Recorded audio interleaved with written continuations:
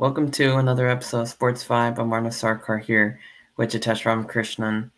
As always, another busy week in sports. We crowned a champion in March Madness for the first time since I think the 2006-2007 Florida Gators. We have a repeat national champion, the UConn Huskies.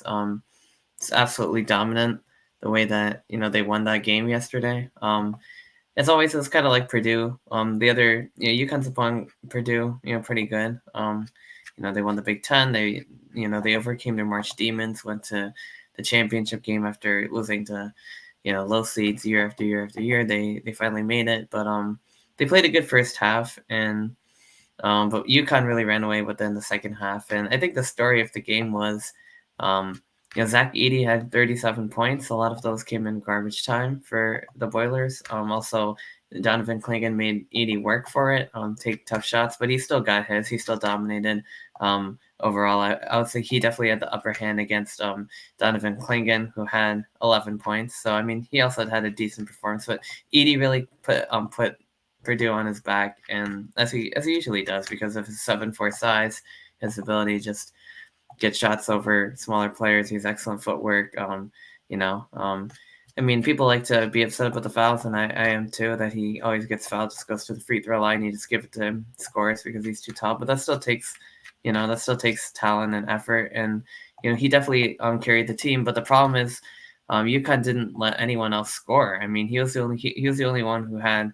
Well, Braden Smith also had 12 points and 8 assists. He had a pretty good game, but I mean, the rest of the guards, Trey Kaufman-Renn, 4 points, Lance Jones, 5, Fletcher Lawyer, 0. UConn somehow took away the 3-point shot completely for Purdue. Purdue only went 1 for 7 in threes the whole game, gave them tough looks, didn't really even give them that many looks. Purdue is a very high shooting 3% 3-point shooting team. They make a lot, they take a lot, and they hardly took any, and they made one. So, I mean, UConn's guards just chased Purdue off the 3-point line while also managing to occasionally double team Edey. They were ready on the perimeter to chase Purdue off the 3-point line. Also, they put Clingan on Edey. They played Edey straight up one-on-one because they had someone of his size. And they were kind of like, okay, we'll let Edey score. We're just not going to let any of the other guys get going from the 3-point line, mid-range, basically forced Edey to do everything. And also limited Edey in the paint as a scorer as well. So I mean, the result was Purdue fell behind the second half. UConn took over. They dominated. Excellent play. As I said, Clingan at 11, Stephon Castle at 15, Diarra with 9, Karaban 5, Tristan Newton at 20, Cam Spencer, the Rutgers transfer, had 11. He's become a really good player. 3 and D was always his strength. He was a great shooter, excellent, tenacious defense, but his defense has gotten to the next level. He created turnovers. He was all over the place, hustling for the basketball. He can always make threes, but he's extended his game to, attack the basket, score in the mid-range, create his own shot, and of course, making the open threes when he can too. But just on both sides at the end, Cam Spencer's really turned from kind of like a 3-and-D specialist to an all-around player. And I mean, he's surrounded by guys that are as talented or more, like Stephon Castle, Tristan Newton. I mean, some of these guys these guys are NBA prospects. They're taking NBA range threes. They're driving in, attacking the basket, going at Edey, somehow finishing against Edey. Running a very efficient offensive sets, and Purdue didn't have answers. They couldn't trap them. They couldn't stop them. They couldn't take away a 3-point shooting. They couldn't take away, at the paint, despite having someone 7'4". So it's just like against any other opponent, they, overwhelmed them because they played their game completely while they basically took away the strength of Purdue, which was the 3-point shooting, forced Edey to do all the work himself. But UConn did everything they wanted to, and Purdue didn't have any answers. I thought Purdue would be in the game till the end. I thought it would be a good fight because I felt like they weren't going to be able to take away the threes because Edey was going to dominate so much in the paint. He was going to have open shooters, but they ended up somehow guarding Edey and taking away the open shooters. So I thought it was a 1-for-1. Like, I thought it was an equal matchup because they're both 1 seeds. They're both, they both have 7 feet centers. They both have good 3-point shooters. Like, Purdue didn't have any problem knocking off NC State, who had a Cinderella run. They didn't have any problem, knocking off good teams like Tennessee, Gonzaga. They didn't have any problem against lower seeded teams.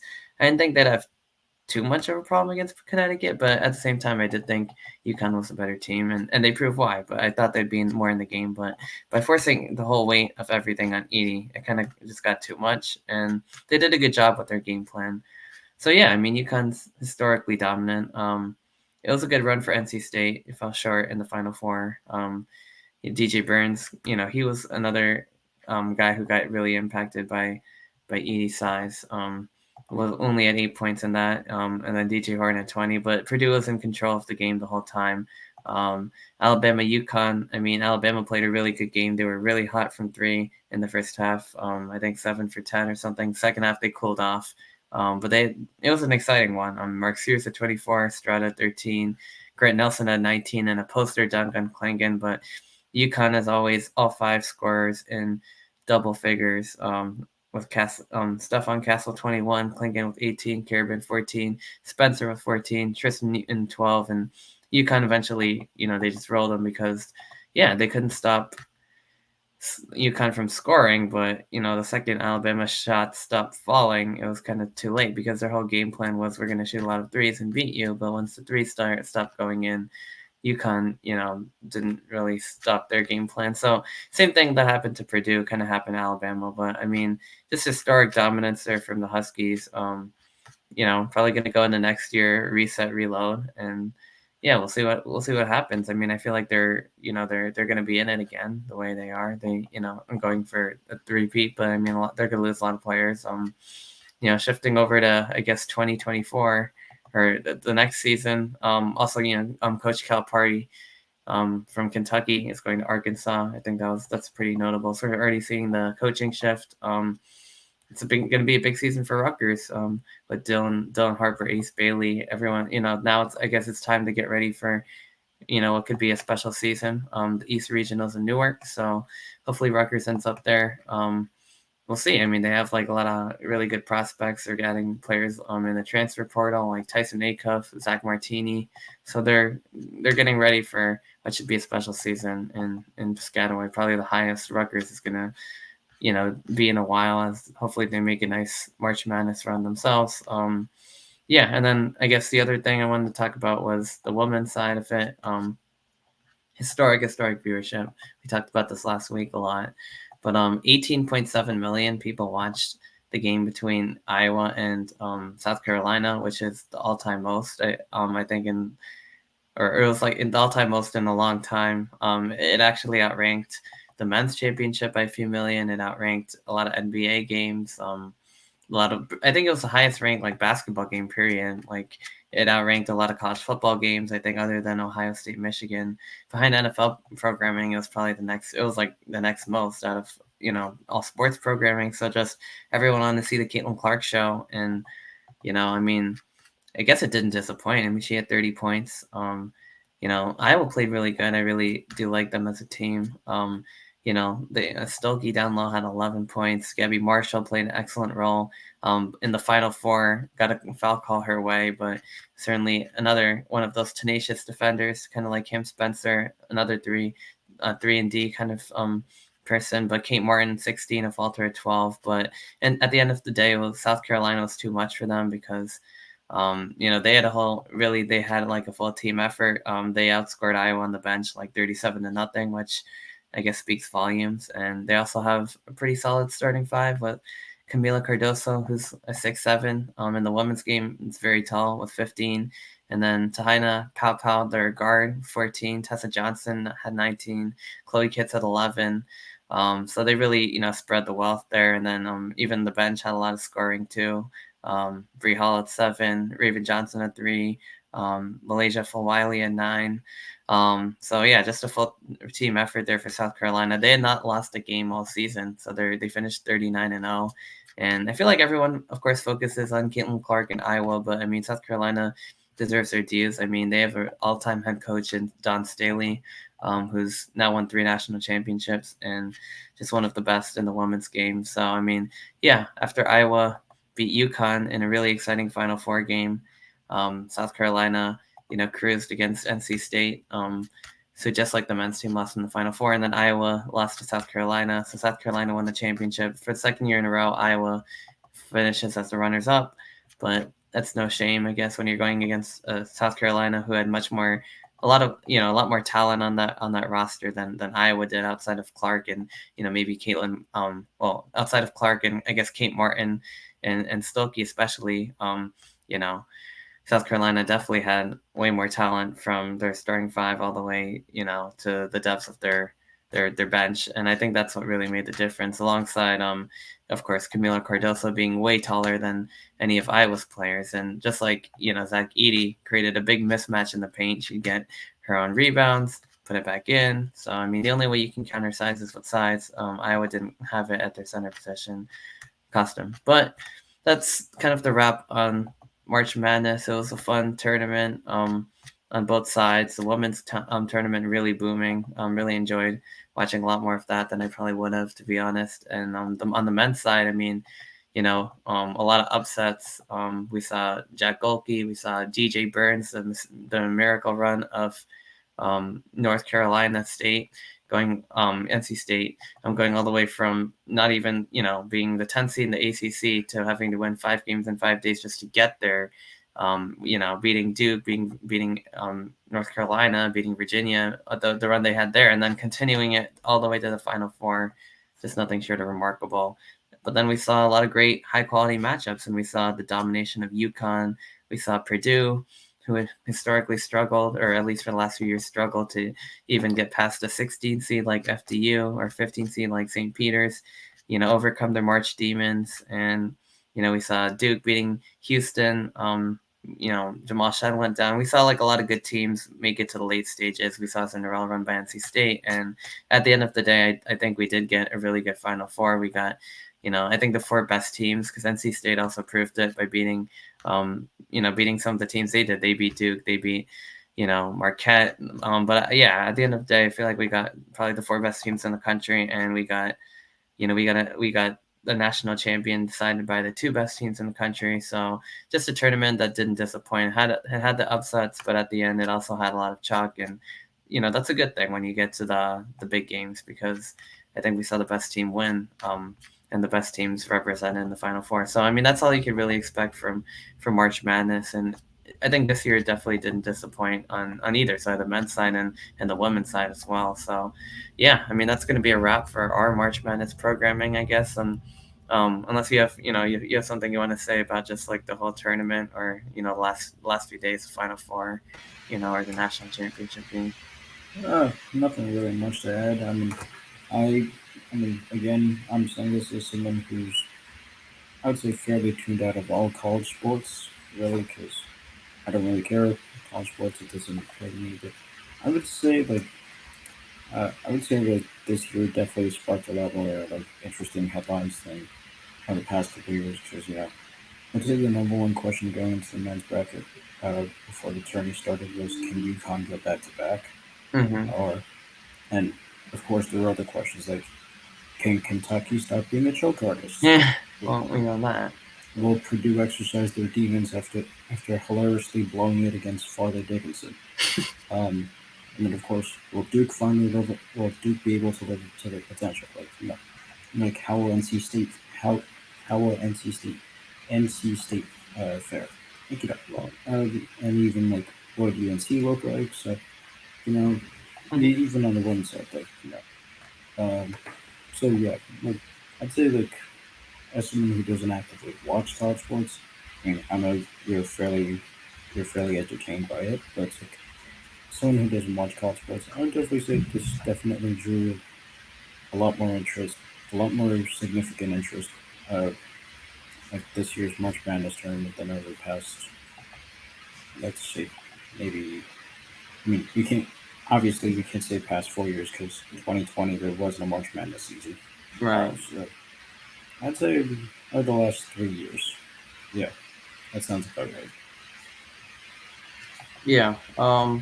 Yeah, I have to agree. I mean, as someone who I guess also started like not really too much into um college sports, I think being part of the radio and being part of the marching band at Rutgers, I think that's what really got me into college football, I'm actually much bigger of a college football fan than a basketball fan. Like I love college football. I love all the big games. I love all the quote unquote small games because of the Rutgers experience I've had as well. So I mean, I've from top to FCS level, I think I follow that pretty intently.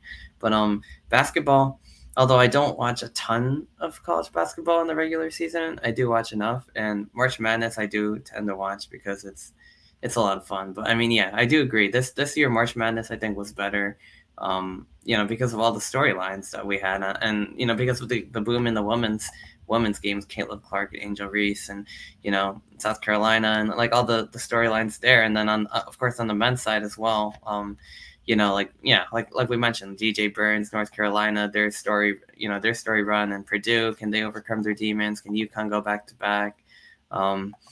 Like Duke, UNC, like all the usual teams that are in the mix or in the mix, and Alabama going to the Final Four. It was just from the first round, like the upsets with Jack Golke, in Oakland beating Kentucky again, Kentucky bowing out early again, Yale with a big upset, Grand Canyon. We got to see their crazy fans, and on the national stage, and yeah, it's really fun to see all these mid-major teams like have success because everyone likes the upset and the underdog to win. So we saw that. We saw a lot of fun Cinderella stories, or even if it was just for one game, put them on the map, and like now these people are they're famous for life, right? So I mean that's what the beauty of it is, and of course narrowing it down and getting to UConn, Purdue, NC State, Alabama, the run that NC State had, and then of course ending it with Purdue and UConn felt just like so right because those were the two best teams in college basketball this year. Purdue overcoming the demons, but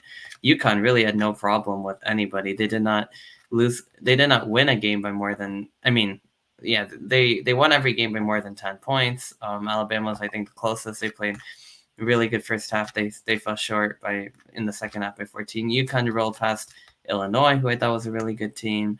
They rolled past Alabama.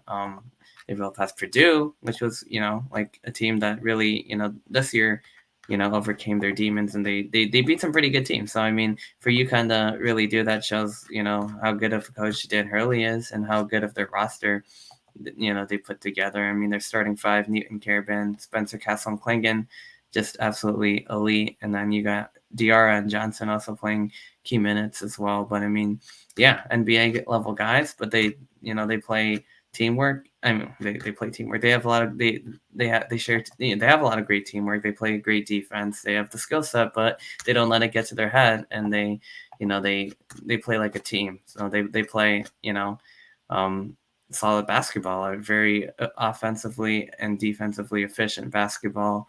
Um, no one person's bigger than the team, and I think that that's a team you should watch if you really want to learn like what good college basketball is. Like that's really what it is. It isn't one single player dominating and showing off. Like that doesn't really do much on like a stage like this. It takes the whole team effort, and UConn really, despite having better players than a lot of the other teams, they also like have a lot of great teamwork, and I think that's important. And that really put them over the top. I feel like that they were able to all be effective and all share the basketball and all contribute to the win and all dominate, and not let the talent get to them, but play as a team and play their version of basketball, stick to their identity, and that's why they're going to be in the conversation next year again too. So yeah, I guess that's kind of our a wrap on March Madness, but certainly a great tournament, as it never disappoints. But this year I feel like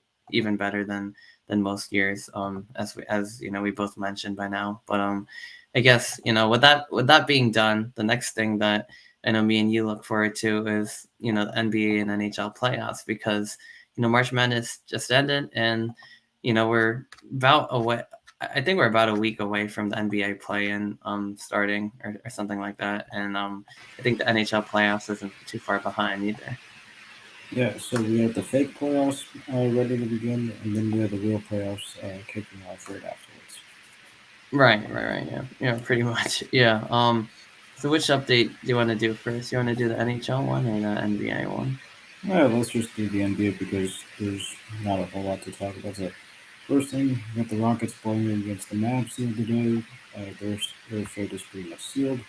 has no chance of making the playoffs. Well, so Golden State is pretty much in by a happy accident. Right. Yeah. Hmm. Yeah. You wanted to do like a standings run again, or Yeah, yeah. I mean the seedings aren't exactly set just yet, but um, yeah. So right now, oh yeah, yeah. I was just looking at which conference first. So Gotcha. see in the West, the Pelicans and the Kings, they're pretty much neck and neck. Same with the Lakers and the Warriors, pretty much neck and neck right there. Realistically, any of these teams can move up or down, and even then, the Phoenix Suns, they're not exactly leading by too much. They're 46 and 32. Pelicans have that record too. Kings are at 45-33. Lakers 45-34. And Warriors at 43-35. So of course the Warriors would have the greatest climb. Hmm. It's not impossible, but yeah, it seems unlikely. Mavs are sitting at 5 at 48-33. I mean, 48-33. 48-30. Clippers pretty much have a 4 seed locked in, 50 and 28. Yeah. Bulls are 54-24. Denver's 54-24 also. Thunder's at 53-25. So really, it's a bloodbath for the first overall seed Yeah. in the West, and that could really go places. Uh, so yeah, Yeah. anyone's game in the West when it comes to seeding. As for the Celtics, well, they have the best record in the NBA, Hmm. 62-16. Milwaukee's at Milwaukee's at well, really this is more like almost a battle for the second to the sixth seed Yeah. right The here. Bucks are falling. They've lost four straight, and some of these opponents aren't good. The Wizards, the Grizzlies, the Raptors. I mean, like I don't know what's going on all of a sudden, but they play Celtics today, so that should actually be a good one. And then the Magic twice, so watch out. Those teams are Magic Yeah, are on their heels, being four, and Cavs at five. They've also been on a little bit of a losing skid lately, so a little bit of right. shakeup. I feel like in the East behind Boston. You could Magic see jumped to some. third. Yeah, You could see something. I mean, I'll tell you what. When the season began, I did not see the Orlando Magic being the current three seed right now. They're sitting at 46-32. I did not yeah. see that Imagine coming. them in the second seed. That'd be like something, right? Who would have thought? I Right? mean, Yeah.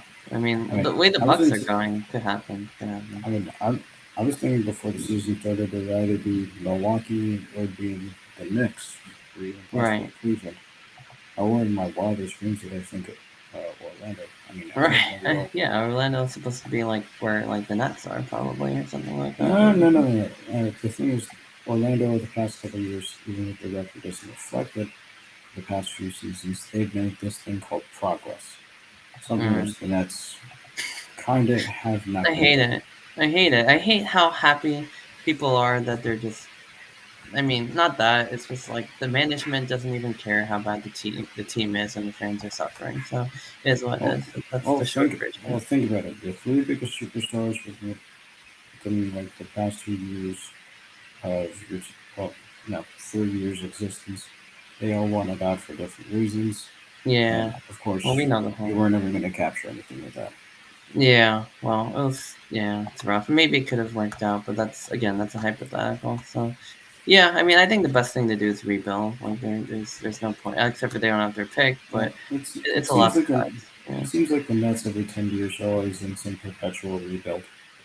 Yeah. It's yeah. Other than like the few like yeah like other than the superstar signings like other than that it's been yeah kind of but at least like they've usually made the playoffs as you know but then it's gotten like worse like they've like fallen out of that like they used to be like the 6 seed like last year they've kind of been like a scrappy team where fans enjoyed it and then they're like oh yeah imagine that plus we could have superstars and then the thing fell short because they're injured and they never played together and they still were almost going to be okay but obviously Katie spells online since the whole fall off um yeah it's gone ugly it was bad last year when they got swept by the Sixers but at least they still were decent now like oh my goodness like but anyway you don't want to take away from like the actual playoff team. So like we're saying, Celtics, Bucks, Magic, Knicks, they're all right there. Bucks are slipping. Magic, Knicks have the same record. Magic and the Knicks have the same record. The Cavs are half game back. They're also on skid. So interesting, potential matchups. I guess the Sixers have been surging since Joel Embiid's return to the lineup. 1-5. They're in the 7th seed, trying to, I guess, climb back into the top 6. The Heat in the 8th seed again, where we remember them last year to have made quite the run. Yeah, I don't think that's gonna happen again, but who knows? The Bulls and the Hawks look like they've clinched their play-in berth says 9 and 10, and the order probably the Hawks are 1 game behind. I mean that could switch. I mean, The 9 and 10 feel look pretty locked up. Yeah, I feel like if you finish below 500, you don't even deserve to sniff the playoffs. But hey, what do right. I know? I'm not the Yeah, commissioner and ahead of diluting the product of the NBA, so not that's my fair. decision. That's fair. They're gonna play in the game, I guess. It'll be in one order, Bulls, Hawks. But I mean, the Hawks just beat Boston twice, so like, I mean, I don't know. Maybe they have That is something true. in them. Yeah, exactly. Right. Don't sleep on these teams in the play-in. They could be deadly. So yeah, like I did mention, the bottom of the East is historically bad. I mean, the Nets we already talked about. Below that, the Raptors just finished off like a 14-game losing streak, but they've won 2. And then, we don't even have to bother with the Hornets, the Wizards, and the Pistons. But I mean, at least all 3 of them have kind of played better lately. But that is what it is. And then in the West, I mean, you already went through it, but T-Wolves, Nuggets, Thunder, that is a gauntlet for the first seed right now. The T-Wolves have a tiebreaker, I guess, over the defending champions Nuggets. But, as I mentioned, I think the Nuggets and Clippers are going to be the toughest out. Looks like the Clips and Mavs set for a series. Potentially, I mean, the Suns could catch them. Suns right now safe out of the play-in, but the Pelicans right there, the Kings right there, the Lakers kind of right there. It's like a close race from 6 to 10. I guess a big development in the play-in is I think like the Rockets were in good position to catch the Warriors, and then they lost 5, including a head-to-head where was it Terry Eason wore a shirt saying Warriors come out to play, and then the Warriors destroyed them and then mocked them, and that was basically the end of that. But it was a good comeback attempt for the Rockets for where they were. I think they've laid the foundation nicely for next year. That being said, I mean, I'm looking forward to this play-in where we could possibly get Sacramento, the Lakers, Warriors, Bron stuff, all that good stuff. The Pelicans, that could be interesting as well. And then, yeah, and then in the East, series wise, I don't know. Well, we have to figure out what happens in the play-in thing, but let's, Celtics Heat in the first round, that'd be kind of an interesting one. Bucks Sixers in the first round, that could be interesting because if the Sixers, are the way the Bucks are, I mean, like if the Sixers could play them, they might be able to beat them now that Doc Rivers is on the other sideline. Magic Pacers is the matchup right now. All of us could obviously switch. Yeah, like I said, Matt, that'd be an interesting one for sure. 2 kind of newer teams to the big scene, and then Knicks Cavs, we had that last year in the NBA playoffs. With the Knicks winning, I'd probably say the Knicks could win, but both teams are kind of like similar, where they can both get hot, and they can both play like to more of some than their parts. Where you think teams like those could challenge the Bucks, maybe even the Celtics, probably more so the Bucks because they might have less stars, but they have played better for a lot of the time this season. But there's a little bit back in the standings anyway. Their energy's just been at the right place. But I don't know. That could be an interesting series as well. And then yeah, that pretty much does the NBA. About 1 week I think till the play-in starts. So that's exciting. So I guess next week we won't. Yeah, 16 to 19. So next week, this will be solidified. So I'm looking forward to that, and we can finally preview the matchups. And then yeah, and then other than that, we could shift over to the NHL where things are, excuse me, things are probably I would say even more exciting than in the NBA at this point. So Without a doubt, yeah, it's not a I'm even contest. having trouble like arguing the other way, even though I'm more of a basketball guy, I think.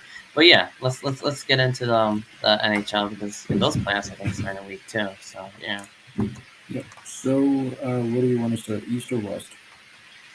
we could do East first, I guess. All right. So, But so the Atlantic, let's see, the Bruins have been on the 4-game win streak, currently sitting at 107 points at the time of this speaking. Of course, we're playing the Carolina Hurricanes at this moment, and it's 0-0 at the end of the first period. Florida's not too far behind at 1-2. There's still 4 games left to go, so uh, Boston basically needs to beat Carolina if they do, and effectively they clinch the division.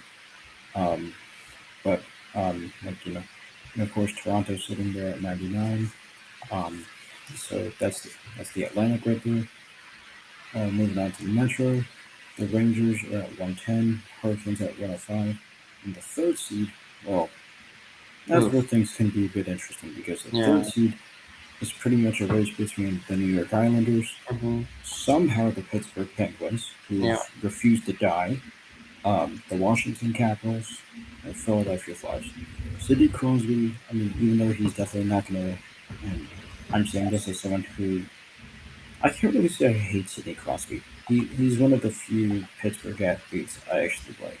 But, okay, as Right. someone who hates the Penguins, um, Sidney Crosby, honestly, even even though he's probably not going to get any votes for it because the races between McKinnon, Kucherov, McDavid, Matthews, I think Crosby deserves some Hart nomination because without him, this Penguins team,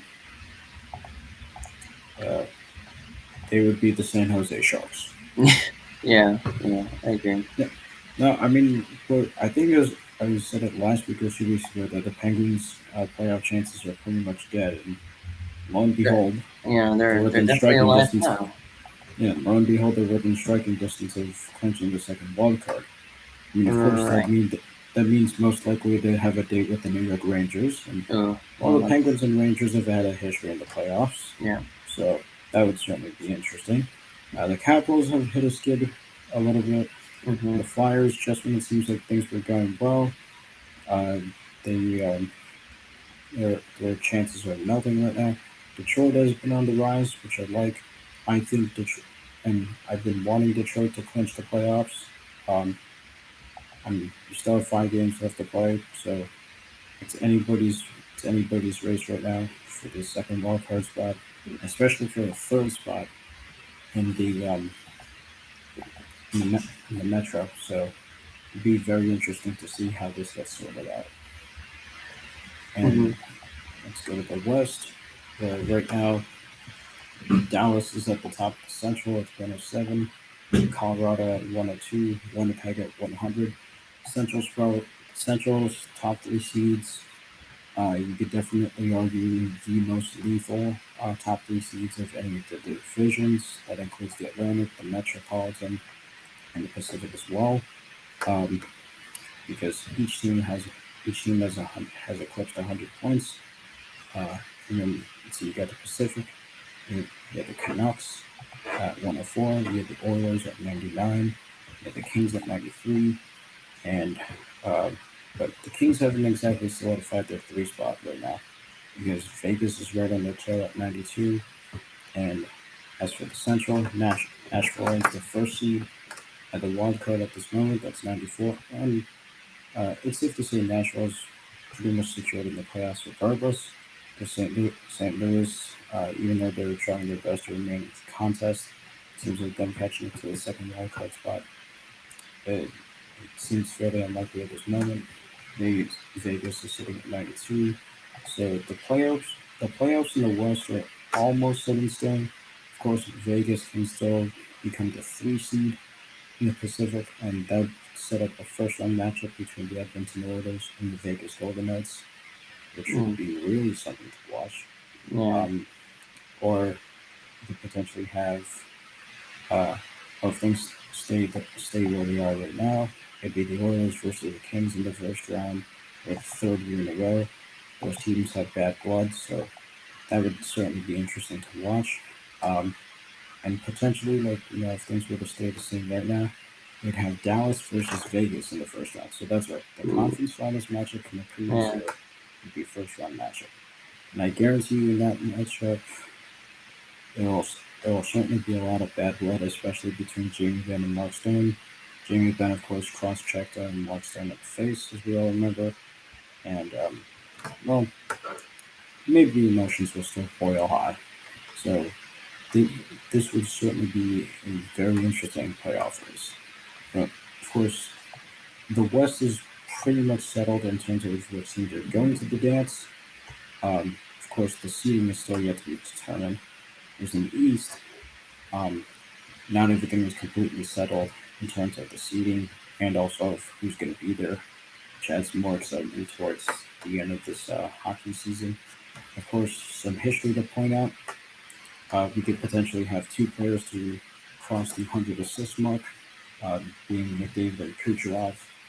Of course, let's see if memory serves correctly, the only three guys to have 100 assists in the league in a season. Some guy named Wayne Gretzky, some guy named Mario Lemieux, and some guy named Bobby Orr. Those three guys have played good hockey over the past few.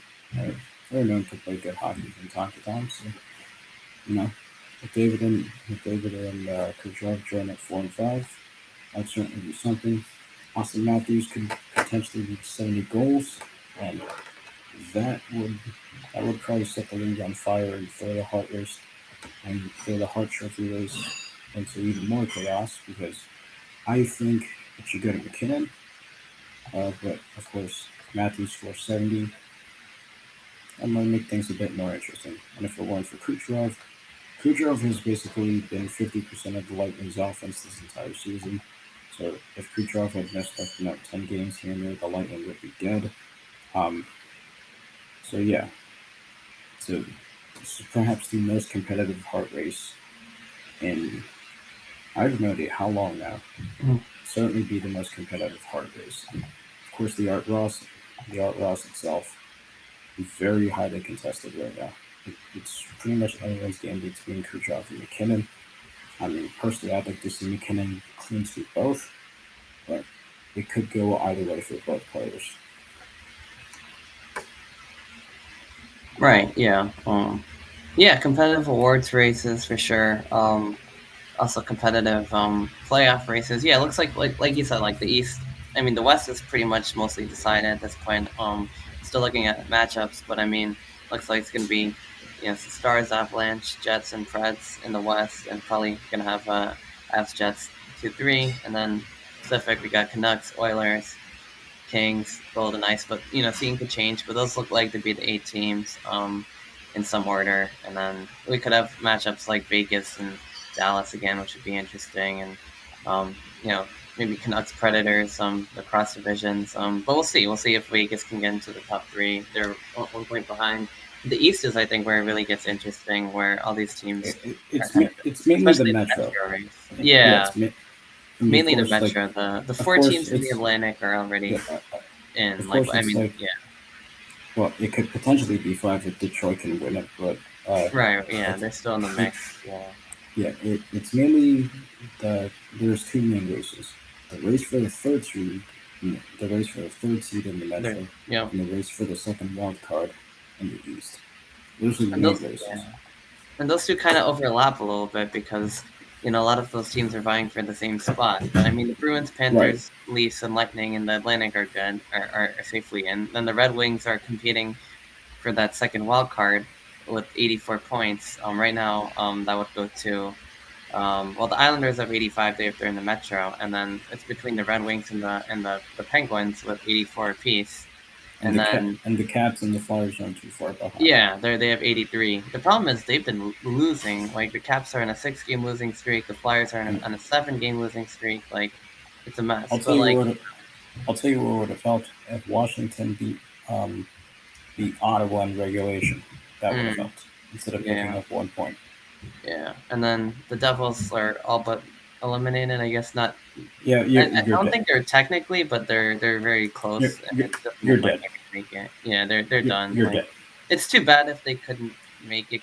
Might be the worst Metro like finish. Like with all these teams, just I guess the Islanders and Pens have kind of been picking up the slack, but Devils have looked dead. The Flyers and the Capitals are trending in the wrong direction, and yeah, I mean at the top you got the Rangers and the Canes, I guess, but like Yeah, I mean, this whole Metro playoff race where all these teams just keep losing hasn't really been fun. But some of these teams will get into the playoffs. I guess Islanders sometimes I'll tell you make what it was surge. fun. I'll tell you what was fun. Speaking of the Rangers, that Rangers Devils brawl to start the game, Oh a few yeah, seconds in, oh yeah, oh that was yeah. Woo! awesome. Look at that was incredible. I was like Come on, so excited like seeing that. even you as a Devils fan needs to say that that was awesome, It an was so awesome way to start the awesome. game. It was so, especially like the fight between like McDermott and Rempe at center, and then there's five of them at the same time. It was from all the That was bad a blood line with brawl. Rempe's hits from the last few games, and they just dropped the gloves and they just started fighting, and I was just like, wow, like this is like what hockey's all about. And then the game was actually pretty good. I think the Rangers It had was a the great lead, game. and the Devils came back to take the lead, and the Rangers won. It was disappointing, but the whole action of the fight, like I wasn't even watching it. And then I was just like, no, this is like really exciting. So like, then I ended up watching that game. But I mean, hey, that's what hockey's all about. I'm glad the Devils got some fun in it. Because they And lost of again. course, when you watch a hockey game, there's the age old saying, "I went to a boxing match and a hockey game broke out." All in That's one. been a saying. That's been a saying that's been repeated for probably what, like half a century, and it still holds true. I went to a boxing match and a hockey game at the same time. Yeah. Yeah. No, it was really cool. Like brought back some the times of old, because I think it was 10 years ago when they were I think in the playoff series, and they had a big fight like that or Yeah, something like in that. the 2012 Eastern Conference Finals, Yeah. Yeah. And also when where the Devils right. won six. Yeah, and then they won six, went to the finals, and then they lost to the Kings. Yeah, and then 2 years later, the Rangers lost to that same Kings team. But anyway, some hockey fun, I guess. To close off the show, like we did last week, let's talk about some MLB action. So 2 weeks into the season, Yankees are still rolling at 9-2, I guess. But yeah, I mean, any other? You want to like do what we did last week and like quickly run through it, or Yeah, ju- yeah, yeah, okay, and then just close it out briefly. See, right. Cleveland's been on a hot streak at five. Pittsburgh, even though they lost, they're at 9-3. The Dodgers, well, they're the Dodgers, so naturally they're very. The Atlanta, well, they've been killed with injuries, but so far for now, Chris Sale has been holding down the rotation, well, at least what he can do. Milwaukee's research, they're both winners 6-3. Red Sox at 7-4. Of course, they lost the Oilers, Orioles, Right. um, during the ceremony today. First home game at Fenway where they're honoring Tim and Stacy Wakefield. Of course, both of them died of cancer, with Stacy dying 5 months after Tim. Just a tragic situation for the Red Sox and for the Wakefield family. Um, and then let's see, Orioles. Or, I gotta say that better. Orioles. I'm so used to saying the Oilers. So Yeah, Orioles, the 64. Orioles. Chicago. Well, the better Chicago team. The Cubs, 64. The Reds at 64. Royals have been on a hot streak at four games. They're 64. The Angels. Well, at this point, you might as well call them the Los Angeles Trouts, because Mike Trout is basically every single RBI has been as a result of a solo home run, because Mike Trout doesn't have a team. They're 6-4, and the laziest man in baseball, known as Anthony Rendon, has safely gotten a hit 4 straight games now. So maybe the Angels just might be dangerous. That's a joke. Um, Texas Rangers, they've been on a 2-game losing skid. Phillies straddling 500 as they normally do, and then just wait. They're going to do some. Mm-hmm. They're going to do some uncom- They're going to do some unusual Damage in the magic in the postseason. playoffs. Yeah, like always. Um, yeah, San Diego Padres 6-7. They're best known for hitting home runs in garbage time. Um, St. Louis Cardinals 5-6. Tampa Bay Rays, even though they're missing pretty much their entire rotation, they're somehow 5-6. The Blue Jays, they're 5-6 as well. And the New York Mets, after having a dreadful start to the season, I mean, of course, it's still the start to the season. They're on a 2-game win streak. The Nats, also a 2-game win streak. The Twins have lost 2 in a row. The Diamondbacks have lost 5 in a row, which is a Ooh, little bit surprising. The Astros have picked up 2 wins. in a row. And after they started off 2-7, it's nice to see uh, they're, and of course, they're far from back. Mm-hmm. To be back, they need probably like, well, they need Verlander back first and foremost. I mean, it seems like Ronel Blanco's holding his own. Um, you saw that? He nearly had back-to-back no-nos, which is quite Yeah. impressive. Right. Well, I mean, of course, he fell short of it, but still, he Yeah. basically threw more than 14 straight innings without giving up a hit. So that's pretty darn awesome. Um, let's see, San Francisco, Blake Snell had a rough first outing, and the Giants are having a rough start to the season, 4-7. The Mariners have had a two-game losing streak. They're at 4-7. The Athletics have been on a two-game win streak, and they're at 3-7. The Colorado Rockies are at 3-8, and then we have two of the biggest clown shows in the MLB: the Chicago White Sox and the Miami Marlins. White Sox have been on a five-game losing streak here, 1-9, and the good old Miami Marlins are 1-10. But yeah, Yeah. so That's right. but of Yeah. Pretty course much. that's Yeah. that's not the biggest news in baseball. Mm-hmm. What is the biggest news in baseball is the not is the it's almost like a pandemic, almost like the surge of elbow injuries over the last few years, especially amongst pitchers. And it's I'm not as a baseball fan, it's honestly getting kind of terrifying because all these great names, like even dating back to last year, I'll give you some examples. Of course, Shohei being the most famous example we know, and of course Felix Bautista, the elite closer for the Orioles. Yeah, Tommy John as well.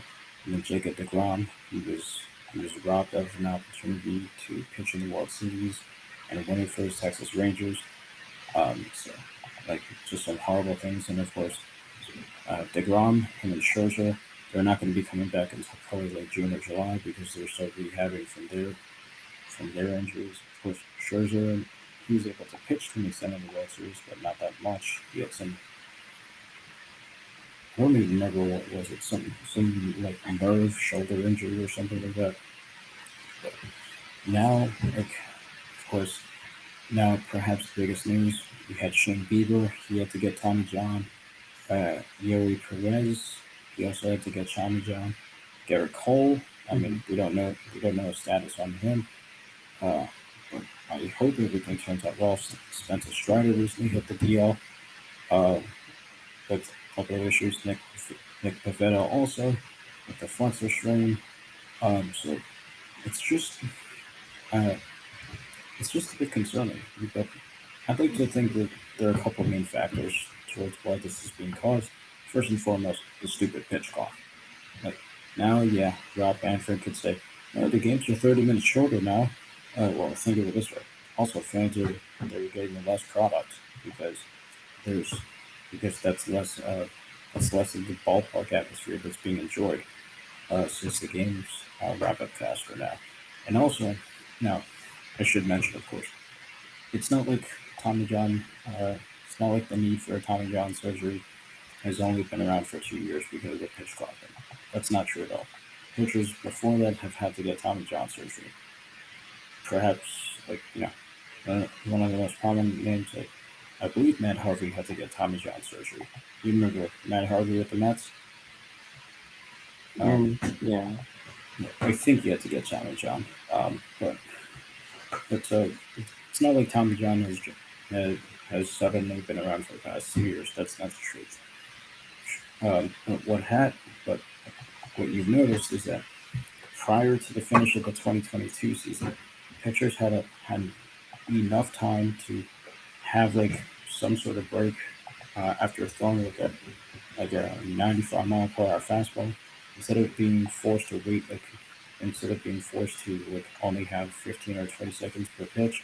It sometimes take like a minute or so. That way they'd have enough juice in the arm to just like whip off the next uh, whip off the next pitch. Of course, since the start of the 23 season, um, 24 season, I should say. Um, the MLB they've narrowed down the pitch clock slightly from 20 to 18 seconds, I believe, with runners on base. And already you had a litany of injuries when dealing with this thing. And Tony Clark, he puts out what I'd like to think it's a fairly ignorant note, saying that saying that the pace of the game has pretty much been um, has gotten faster, and there hasn't really been any conclusive evidence to prove that the pitch clock has been behind us. I call BS on that.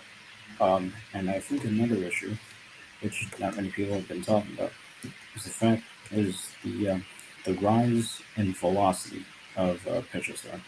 The rise in the rise um, in the average forcing fastball velocity um, over the past few years, I believe it's 5 if I remember correctly, has risen from 90 miles per hour to about 93 miles per hour. Now, it may not sound like a significant difference, but over the course of a build-up of 5 years, and through a sample size of hundreds of pitchers across the MLB, like, this is a noted sign that, like pitchers are valuing speed more over control. Like, now, of course, Aroldis Chapman is perhaps the most famous example where a speed or speed certainly does damage. I mean, look at him; he averages about 101 miles per hour on every single fastball he throws.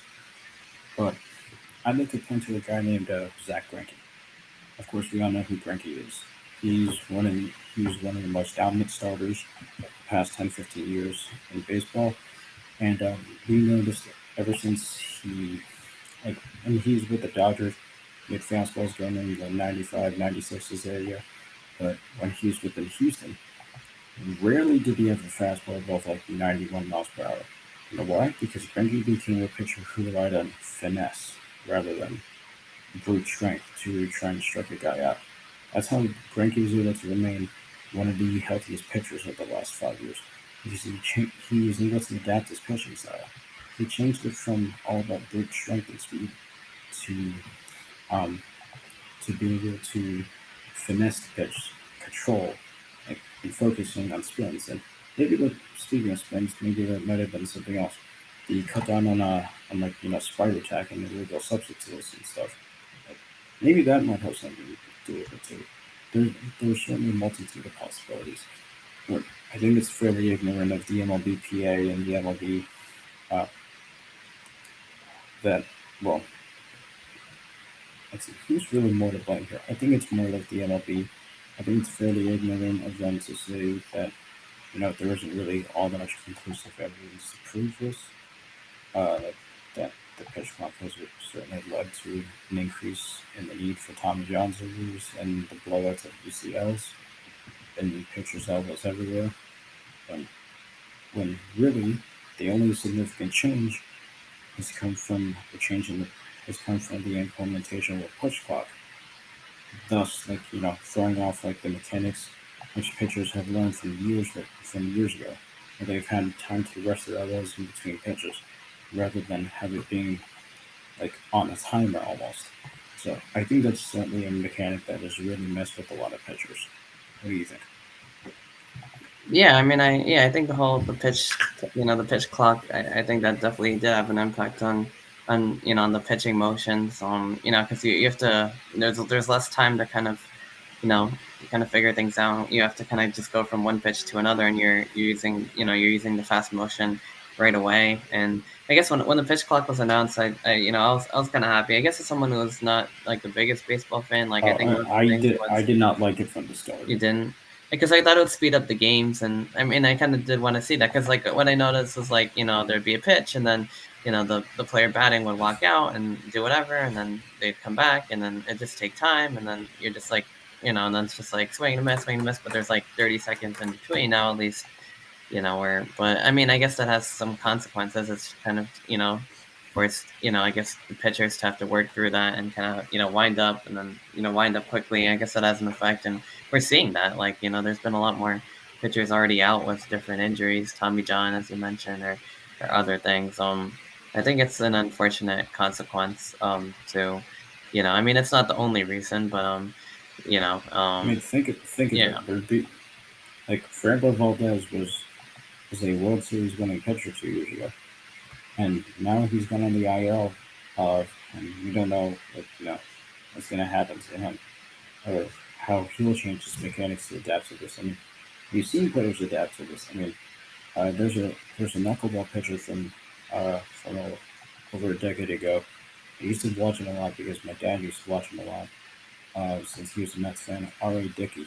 Uh, he was he was the most prominent knuckleball pitcher, really aside from Tim Wakefield. R.A. Dickey, like, it was either he tore his UCL or he didn't have one. I forget which one. But he just completely changed to being a knuckleball pitcher, and lo and behold, he became one of the his knuckleball has one of the best strikeout rates. So he, so I'm not saying. I mean, of course, all these pitchers who have had Tommy John surgery now, they're not all going to be knuckleball pitchers. That's ridiculous. But um, you know, you can't force everyone to just adapt to something completely completely brand new and be completely shocked when the results haven't been positively impacting these guys. See, pitchers make the game for baseball. Like, anyone can hit, that's true, but not everyone can pitch. Like, pitchers make the game for baseball. It's and it's almost giving off the vibe that the MLB doesn't care. It's almost giving off that vibe. Let's say you, and again, because of this pandemic of elbow injuries, we're being deprived of watching Shohei pitch, Mm-hmm. watching Felix Bautista be lights out. We're deprived of watching Bieber on the Indians and Guardians, whatever they're called. And look at the Tampa Bay Rays basically don't even have a rotation. Like, pretty much your starters from the previous year, they're all injured, pretty much. So like, it's certainly robbing teams of, and of course, like the Rangers, they pretty much won the World Series without two of their best starting pitchers, Degrom and Scherzer. So I'm telling you, baseball fans would have loved to watch Jacob Degrom pitch in the World Series. Of course, he did it in 2015, but we all would have loved to watch Jacob pitch in the World Series. All of us. Yeah, no, yeah, I agree. We definitely did miss out on that, obviously with him joining the Rangers and all. But yeah, actually, like, I was reading an article, like, while you're talking about that, because it did interest Oh, me. was it Jeff Passan's? Um, that's USA Today. Oh, okay. Yeah, it goes into the different. There's also one on ESPN, right? Yeah. Okay. Well, that's yeah. I guess that's a different one. But I mean, the one I saw, yeah. There's three. I think there's three main causes. Obviously, the pitch clock. I think that's a big one. Major leaguers are definitely not used to that. I think it's been implemented in the minor leagues, but the major leagues it's definitely very new, and that's yeah. I mean, the more you have to pitch that, you have to rewind for a pitch that quickly. I mean, that could definitely cause that. I do kind of agree that the MLB doesn't really seem to care about that because they decrease the clock, and now it's getting there's more players who are having this issue. And then the other thing I read is it's because of players are trying to pitch faster and faster, and I think you also talked about that too. So I mean, Right. I mean, for strikeouts and stuff like for that. example, Spencer Strider, one of the best pitchers in the MLB, Yeah. he already had Tommy John surgery, but of course, like his fastball is pretty much average around like 97, 98 miles per hour. That's Yeah. it. And Strider is usually someone who goes deep into the games. So of course, Right. like it's been said for decades, for professional pitchers, your elbow isn't meant to isn't meant to throw a ball 90 plus miles per hour, hun- hundreds of times, and not expect some form of injury. Uh, but of course, so it's been there for years. I mean, I even think Mariano Rivera had to get a Tom John surgery, or he had some surgery like that. I forget exactly what it was. But, so yeah, I mean, even the greatest reliever of all time had to be subjected to arm injuries like that. So it's not it's not like this thing has only been around for 2 years. Tommy, the idea of Tommy John surgeries have been around for decades. But what's concerning is the dramatic rise of Tommy John surgeries, or the need for it, over the past 5 years, especially over the last three. It's really been concerning. And even think about it, in 2000, I'd like to say 2021 or 2022, I forget which one. We were also we were also robbed of some Tyler Glasnow pitch, and Tyler Glasnow had like a fairly lengthy interview about how I mean, of course he had his surgery before the pitch clock thing, but he was mentioning that with the issue of like baseball being like stricter in terms of using spider tack or rosin and whatever to get a better grip on the ball. With the MLB cracking down on that, how that's had a massive effect on his mechanics and everything, and how that might have caused him to get hurt. So it could be a number of things, or it could be one thing, or all these things combined. But regardless, baseball needs to find a way to save itself, um, like to save pitchers from being injured. Otherwise, baseball's not going to be the same in the next couple of years. Yeah, I agree. Yeah, whatever the reason, I think it's a combination of the pitch clock, the types of pitches, of course, the velocity of these, with pitchers throwing faster and faster. But I think probably pitch clock has is a big reason for it. But yeah, I think the MLB definitely does have to crack down on that. Yeah, because it's taking so many good pitchers out of the game, and that's just it's reducing the product, and it's causing injuries, and you don't want to see that happen in any I sport. will say, like, thank God Shohei Otani and Bryce Harper are still able to hit. I mean, Bryce Hmm. Harper, he had to get Tommy John surgery last year, and he missed, I think, somewhere around 6 weeks or so, give or take. So, I mean, if the world was robbed of the hitting powers of Shohei Otani and Bryce Harper, I don't know Right. what to Oh say. man, I mean, that'd be listen, terrible. it's already bad enough we can't watch Shohei pitch for a year. It's already bad enough. But if Shohei couldn't play, period, because of his Tommy John surgery and like UCL needs, it would have been devastating for baseball. Like you saw, like every home game for the Angels last year, like was a sellout because Shohei Otani was the superstar.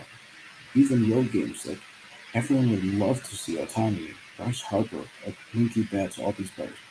Like they're all taken out with like UCL injuries. Of course, you still have baseball, but you don't have baseball that appeals to fans, even to casuals. So, so MLB, look into this. You have to for the for the short term and long term health of your product. Please, just just pretend you care. Just pretend you care. You don't Just even have to pretend. really care. Right. You don't even have to really care. Just pretend you care and find a solution for all of baseball. Yeah. No, that's it's really well said. I guess just on a higher note, last thing before we wrap this up, teams with the top records right now in baseball: the Yankees 9-2, the Guardians 8-2, the Pirates off to a good start again this year, 9-3, and the Dodgers 9-4. I guess which four of those teams do you think are like contenders, and like which ones do you think are like pretenders? I mean, I think we know the answer to. Yeah. Well, actually, no. I'm gonna say pretenders. It's the Dodgers because they've been that way for a decade. So Fair. uh, minus minus the 17-18 World Series appearance. I mean, the Pirates also got off to a very hot start last year, and Right. they fizzled out. The Yankees, I mean, the fact that they're what you, the fact that they're 9-2 right now, without like you could Without argue Cole, without their yeah. most valuable player. I mean, of Hmm. course, everyone will say Aaron Judge, but you could make the case that Garrett Cole is the most valuable player to the Yankees. Well, maybe in this case it's third because Juan Soto is there. So, Right. and, Yeah, that's fair. and like really, the Yankees are just doing this without. anyone like any major pitchers right now. It you know it certainly like reflects good on the organization, but at the same time, um, how long can this be sustained? That remains to be seen. It's fair. Yeah. And as for Cleveland, uh, I believe they are definitely pretenders. Um, they're, I mean, Jose Ramirez is a great talent. Don't get me wrong, but um, I don't see like, especially with their, especially with their ace out of the picture for the next almost 16 months. I don't see how Cleveland will be sustainable during the dog days of July or even during the playoff race. I could very well be wrong, but I don't really see it happening. All right. Well, that's fair. Yeah, it's very early on the season, but I guess that kind of jumped out at me with teams with, I think, 9 wins, or even the Guardians 8-2. But yeah, like I said, early season. It's been a great episode. Nice to kind of wrap up the March Madness talk. Great Final Four. And then of course, the NBA NHL playoff race is heating up. One more week, and next week we'll actually be able to preview the actual matchups, which I'm very excited about. And then of course the MLB discussion, always insightful. Great. We had a great talk about the pitching injuries, the epidemic going on with that, and also took a look at the standings. So, as always, I'm Arnav Sarkar signing off here for Jitesh Ramakrishnan, and we will see you next week.